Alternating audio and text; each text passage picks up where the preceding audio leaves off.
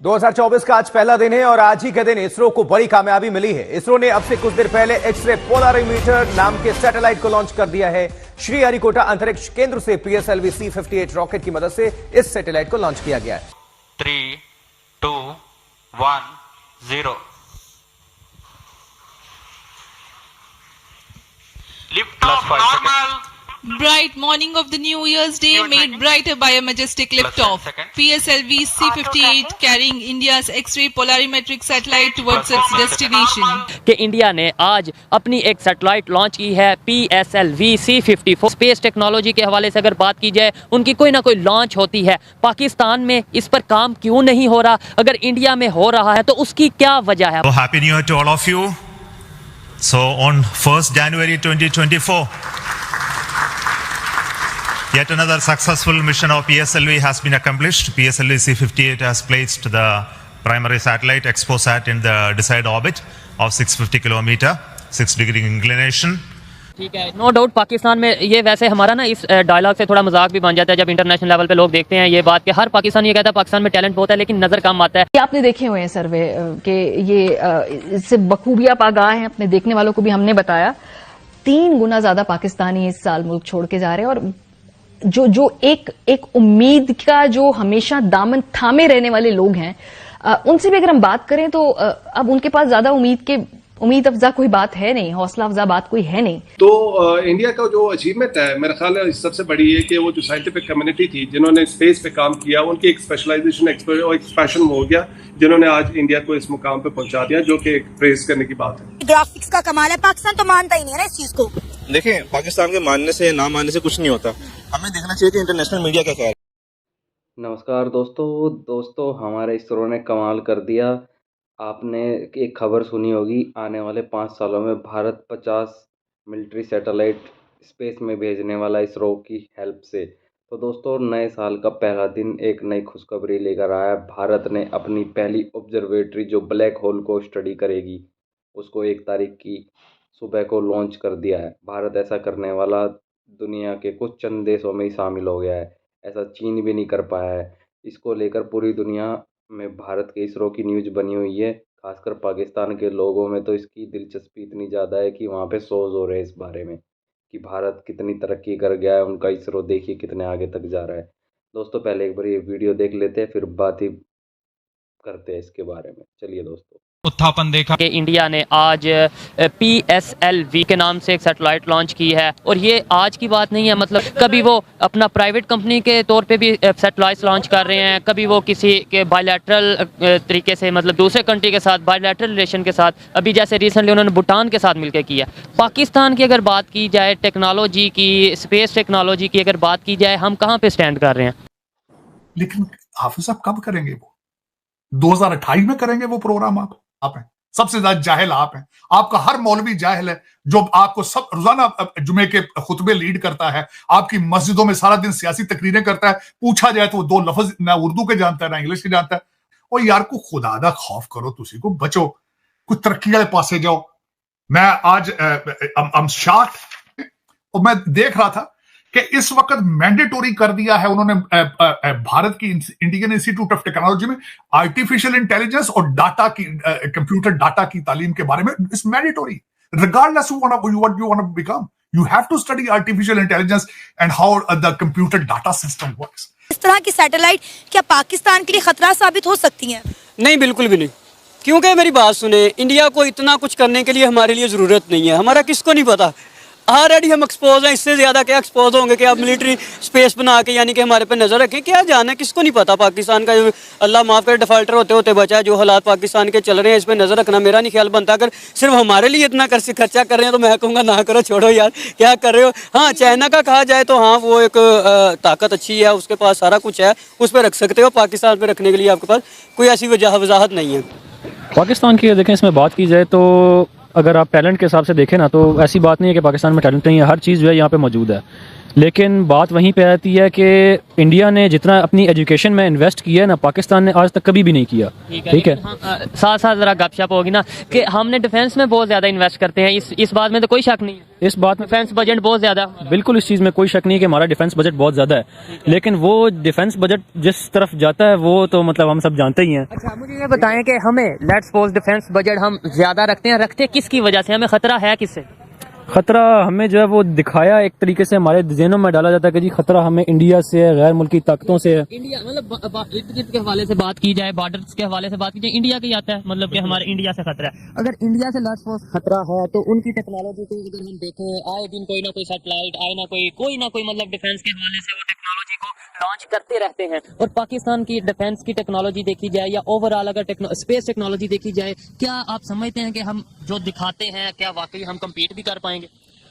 अगर आप near future में इसको देखते हैं तो ये बिल्कुल भी हम कम्पीट नहीं कर सकते, जो कि स्टैंडर्ड फैक्ट्स हैं। ठीक है, हो सकता है मे बी कि मतलब आने वाले कुछ टाइम में मतलब 10-15 साल के बाद जो है वो आप हो सकता है कि उम्मीद लगा लें कि इसमें कुछ बेहतरी आ जाए, लेकिन अभी बिल्कुल भी कम्पीट नहीं किया जा सकता। वजह क्या है? वो अगर ग्रो कर रहे हैं इस इंडस्ट्री में या अगर वो टेक्नोलॉजी में ग्रो कर रहे हैं, क्या वजह है हम नहीं कर रहे, उतना नहीं कर रहे जितना करना चाहिए, तो क्या वजह?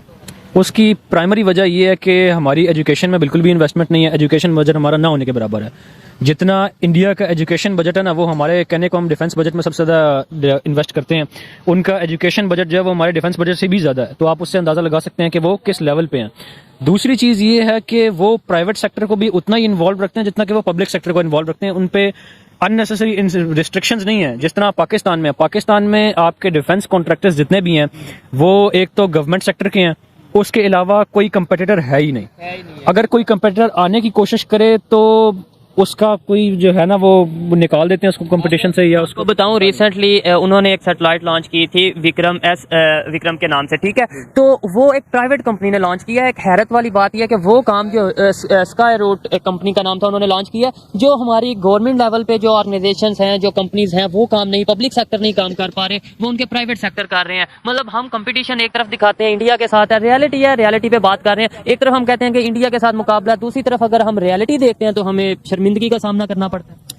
बिल्कुल ऐसे ही है। देखें, हमारे पास जितनी भी क्या कहते हैं टेक्नोलॉजी है ना, वो चलो हम कह देते हैं कि भाई चाइना से आई है, कुछ उसमें से हमने खुद भी डेवलप की हुई है, लेकिन मेजरली जो है वो क्या कहते हैं टेक्नोलॉजी शेयरिंग या चाइना से ले ली या टेक्नोलॉजी ट्रांसफर के थ्रू बाकी मुल्कों से ले लिया, वो सब अपनी जगह पे स्टैंड करता है। लेकिन मेजर प्रॉब्लम ये है कि हमारा जो यहाँ पे सरकारी सिस्टम का आपको पता होगा, तो सरकारी सिस्टम में जितना स्लो काम होता है ये आप सब जानते ही हैं। आपको नहीं लगता फोकस ही नहीं इस साइड पे, हमारा जो एक होता है ना टारगेट विजन, वही इस साइड पे नहीं है कि यार हमने जाना किस साइड को है, या हमारी जो प्रायोरिटीज हैं वही कुछ और है। हमारी प्रायोरिटीज अभी भी आज भी शायद ये है, रोटी कपड़ा मकान है, या फिर डॉलर महंगा होना, पेट्रोल का महंगा होना। हमारा जो माइंडसेट है उस साइड पे है, टेक्नोलॉजी की तरफ, इनोवेशन की तरफ हमारा माइंड जा ही नहीं पा रहा। देखो, टेक्नोलॉजी की तरफ जो है माइंड्स जाते हैं, ऐसी बात नहीं है, लेकिन बात वही है कि जिस तरह का हमारा एजुकेशन का निज़ाम है और हमारा जो क्या कहते हैं पब्लिक सेक्टर में जो गवर्नमेंट का निज़ाम है, वहाँ पे अगर आप कोई इनोवेशन लाने की कोशिश करें ना तो उस चीज़ को सप्रेस कर दिया जाता है कि भाई अपना काम जो आपको दे दिया गया आप वो देखें, आप इधर ट्रैक से उतरने की कोशिश ना करो। ठीक है, तो उस चीज़ में जो है वो काम नहीं हो पाते। ठीक है, नो डाउट पाकिस्तान में ये वैसे हमारा ना इस डायलॉग से थोड़ा मजाक भी बन जाता है जब इंटरनेशनल लेवल पे। तो दोस्तों, आपने देखा ये वीडियो कैसे पाकिस्तानी पत्रकार बात कर रहे हैं हमारे इसरो के बारे में कि जब दुनिया नए साल का जश्न मना रही थी तो भारत का इसरो अपने काम में लगा हुआ था। जहां भारत ने 2023 में शुरू किया था वहीं 2024 को शुरू कर रहा है। तो दोस्तों, आपको पता ही है भारत का जो 2023 साल रहा है बहुत यादगार साल रहा है। इसमें भारत ने बहुत ही बड़े बड़े काम किए, खासकर हमारे स्पेस सेक्टर में। आज की वीडियो स्पेस सेक्टर से रिलेटेड ही है, कैसे हमारे इसरो ने झंडे गाड़े हैं पूरी दुनिया। मतलब आपको पता है चंद्रयान 3 पूरी दुनिया के लिए एक बहुत बड़ा मिशन था जो कि भारत ने अंजाम दिया। ऐसा भारत करने वाला दुनिया का पहला देश है जिसने चांद के साउथ पोल पर अपना लैंडर और रोवर को भेजा। उसने वहाँ 14 दिन पर ऐसे सैंपल ऐसी स्टडी की जो कि दुनिया में उससे पहले किसी ने नहीं की थी। तो उसकी चर्चा भी पूरे दुनिया में रही थी। और अभी फ़िलहाल जो न्यूज़ है, जो इसरो ने अगले 5 साल का जो कैलेंडर जारी किया था सैटेलाइट के हवाले से, उसमें बताया गया है कि भारत का इसरो अगले 5 सालों में 50 सिर्फ मिलिट्री सैटेलाइट ही छोड़ेगा। और जो अदर सैटेलाइट है वो तो अलग ही है ही। तो दोस्तों 1 जनवरी मतलब जो ये कल का दिन गया 1 जनवरी को भारत ने ऐसा कमाल किया, ऐसी खुशखबरी लेके आए जब भारत और पूरी दुनिया के ज़्यादातर देश नए साल के जश्न में डूबे हुए थे। तो भारत के इसरो ने कमाल किया, हमारी एक ऑब्जर्वेटरी सैटेलाइट जो कि ब्लैक होल को स्टडी करेगी उसको अंतरिक्ष में स्थापित कर दिया सफलतापूर्वक। ऐसा करने वाला भारत दुनिया के कुछ ही देशों में शामिल हो गया है। ऐसा सुनने में आ रहा है, ऐसा तो चीन भी नहीं कर पाया, कुछ एडवांस कंट्री सोवियत यूनियन ने भी नहीं किया था ये तो, शायद रसिया ने भी नहीं किया है, कुछ यूरोपियन एजेंसी स्पेस एक्स वगैरह और या नासा ने तो किया ये डेफिनेटली। तो दोस्तों भारत के लिए एक बहुत गर्व का विषय है जिसको पूरी दुनिया में डिस्कस किया जा रहा है।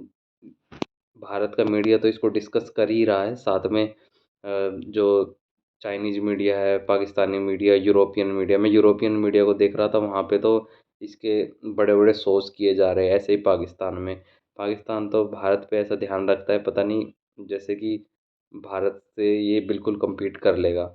वहाँ यहाँ की जो छोटी छोटी जो भी डेवलपमेंट होती है पाकिस्तान में डिस्कस की जाती है। तो दोस्तों भारत तो ऐसी तरक्की करता रहेगा, पाकिस्तान तो ये बोलता ही है ऐसा। और अब आने वाले सालों में तो अब दोस्तों देखो 50 सैटेलाइट लॉन्च करने का जो भारत का प्लान है इसरो का, तो आप मान के चलिए भारत हर महीने कोई ना कोई सैटेलाइट तो लॉन्च करता ही रहेगा, ये तो सैटेलाइट का काम है।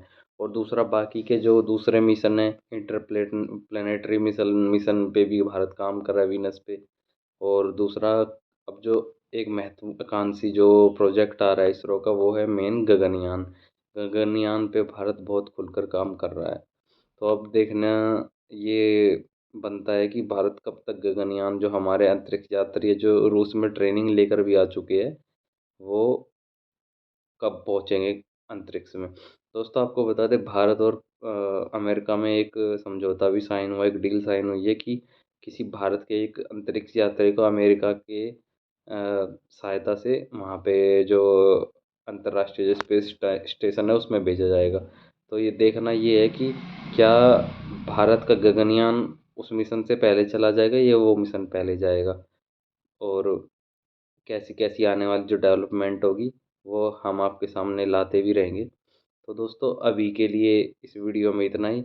आप हमें बताइए आपको ये वीडियो कैसा लगा, और आने वाली हमारी वीडियो के लिए इस चैनल को सब्सक्राइब कीजिए और बेल आइकन को भी दबाइए। तो दोस्तों अभी के लिए फ़िलहाल इतना ही। आपका बहुत बहुत धन्यवाद।